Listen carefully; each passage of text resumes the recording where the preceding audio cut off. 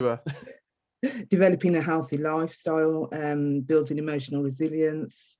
We also help them with increasing employability by building confidence and practical skills towards employability and financial independence.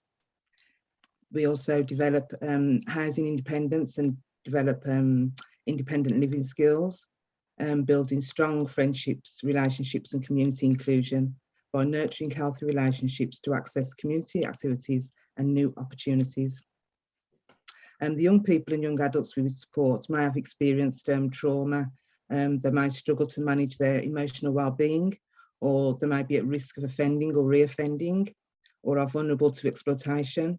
They may be due to leave statutory or specialist support and unable to access help as adults and not known to the services. We focus on empowering people to believe in their future goals and aspirations by working collaboratively towards positive choices and lifestyles. We will work on what the person wants to achieve using a co-production approach. Our ethos is promoting independence, prevention and early intervention, whole system networks of support, focusing on what the young person wants and encouraging aspirations, encouraging problem-solving skills and resilience to be a system connector, to champion the testing of a new practice model, including connection pathways, sharing information and two-way communication to discuss different roles and services. Thank you very much. Our second question then is, what is the service referral criteria? We don't have referrals forms, as normal. So please call us or make a connection request. We're happy to take connection requests from the young people, the young adults themselves, their families, carers or professionals.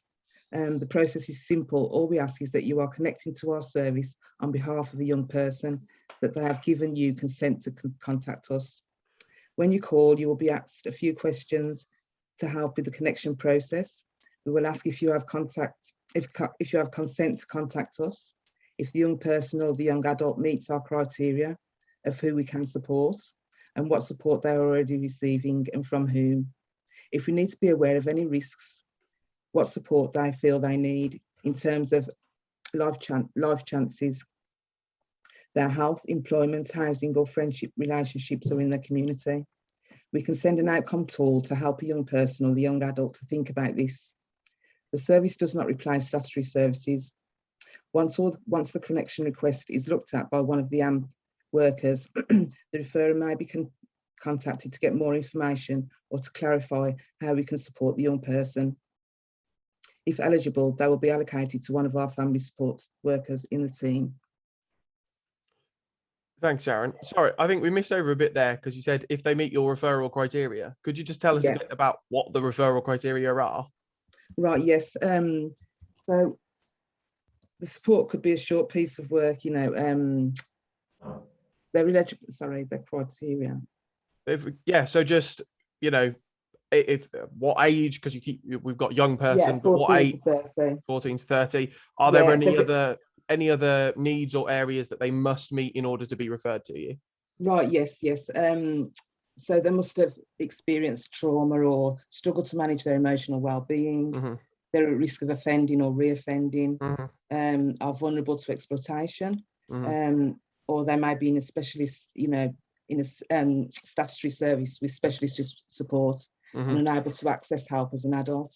Right, okay. And probably not known to services before. Lovely, that's really good. Thank you very much. Yeah. So when they're in support, how long can you provide that support for?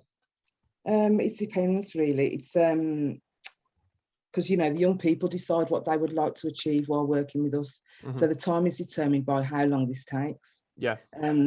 We support the young person until their outcomes are met really, for no longer than 12 months. So okay. We'll be looking to connect to other local support or other services if needed, more long-term work. Perfect. Thank you very much. I think India is going to answer these next questions. So our next question is if there are any myths or misconceptions about the service. We usually ask this one just because we often find with services people think that can often think a service does one thing or the support provided is one type of support, when actually that's not quite the truth of it. So it's just to sort of get in front of that. Yeah, so hi guys, my name is India. I'm a family support worker on the Preparation for Adulthood team.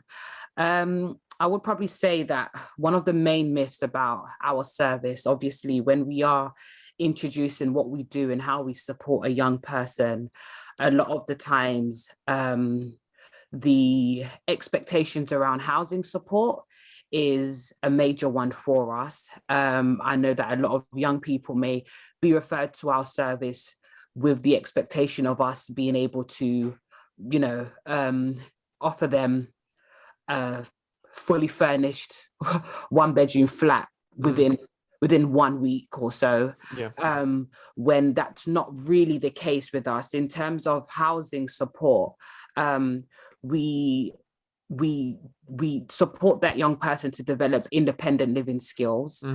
So that might be, for example, I did have a young person that needed support around housing, not essentially wanting a property from us, but in terms of, you know, he managing his finances, being able to feel comfortable living independently. I know that when he was first getting moved to his permanent property, he didn't have no clue on, you know, any grants that was available to him or what he was entitled to. He wasn't able to access, for example, food banks, because I know that financially at the time he was quite struggling. We offer sort of support around, you know, if that young person needs support around, you know, cooking skills, or just, you know, being able to feel comfortable independently around housing. So it's not essentially us getting a referral for a young person under housing and then them letting us know, oh, you know, I'm looking for a property. Do you guys have any available? However, you know, under certain circumstances where the young person may be homeless or in need of emergency accommodation, we're able to source that or support them with that process. But we don't essentially have a stock of properties to offer young people. So I would say that's the main myth about our service. Perfect. That's brilliant. Thank you very much. That's really useful. Our next zone, have you got sort of an example client you could give? So it helps sometimes if you think of someone specific, obviously not naming names or anything, just to give us a sense of the sort of general support, like journey they could go through with you. Yeah. So as a young person can come to us with wanting support around 4 of our outcomes. So that's obviously health and well-being, employment, housing support, or friendship, relationships, and community inclusion. They're able to let us know how much of those outcomes they want to be supported on. So for example, you know, we have up to sort of 12 cases at a time, and all of them vary, different ages, different needs. And one that I can pick on the top of my head, I did have a young person that wanted support around employability.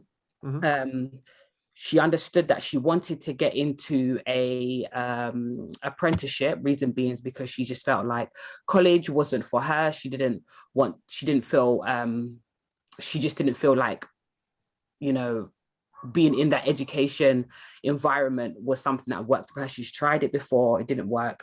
And then also she didn't really want to affect her benefits with getting a full-time job. So that was something that she had in her mind, and that's how she sort of had an outlook on her life or where she wanted to go. So immediately, obviously, the support that she required was us working together to look for apprenticeships. How we work, we're very person-centered. So we aim to recognize the young person's needs and how we could support them. An example of that is I did support her around, I do, depending on their needs and, you know, how much they're capable of, you know, for example, applying for jobs or seeing how they apply, fill out application forms and stuff. We work around that, see where they're at and how much support they need around that. If they're comfortable or confident in writing, filling out an application form, but not necessarily, you know, knowing where to apply or how to apply, then obviously I'll offer more support around that. This specific young person, her issues that we then later on realized was that she didn't know how to fill out an application form. She had experience briefly before, but she just didn't have any confidence in writing application forms or anything like that. She wasn't able to recognize her strengths. And obviously that's something that we offer as well, where we like to allow the young person to realize what they're capable of. We refer them to different workshops, traineeships to build that confidence with them, CV writing workshops.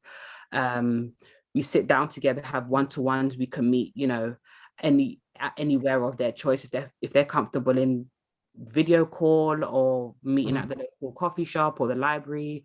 I have my laptop. Us family support workers will have our laptops, and we'll, you know, go wherever that young person is most comfortable, and we sit down and work together on a one-to-one support basis. So that's just sort of one example of what we can do in terms of employment. As you said, it sounds very, I think person-centered sounds like the best way of you putting it. It sounds like it's tailored to what that person is needing support with at the time. Yeah, that's brilliant. Thank you very much. Our last question for this section: have there been any changes that were made to your service because of the pandemic that have stayed in place? Are things now back to normal as they were, or are those changes still there? Yeah, so everything's honestly back to normal. We're able to meet our young people face to face. Yeah, so there's not really been much of a change. I know in the beginning of the pandemic, a lot of things was remotely done, but now, you know, we're actively out in the community, meeting with young people in youth clubs and stuff like that. So yeah, nothing's really changed in that sense. Perfect. Thank you very much.